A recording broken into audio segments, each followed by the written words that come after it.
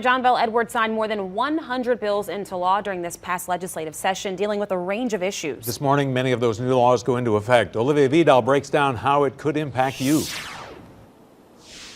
That's right. The governor signed more than 100 bills into law. Like you mentioned, many of them go into effect today. I'm not going to go through all more than 100 of these new laws, but there are some interesting ones that you should know about, such as harsher punishment for those convicted of selling fentanyl, even up to life in prison in some cases. Now, with the new school year starting up for many students this week, there are several new laws that will impact schools. A new law requires every public school K through 12 and college classrooms to display "In God We Trust" signage. Another requires defibrillators on school campuses and at athletic events. And while both of those laws go into effect today, they do give schools a grace period so that they're able to purchase those materials.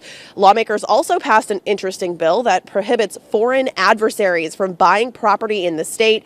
That also becomes law starting today. We have a foreign adversary list, and on that list are countries who are out to see the demise of the United States of America. And the Chinese Communist Party is one of them. It's Iran, Iraq, Russia, China, and Venezuela are the other ones.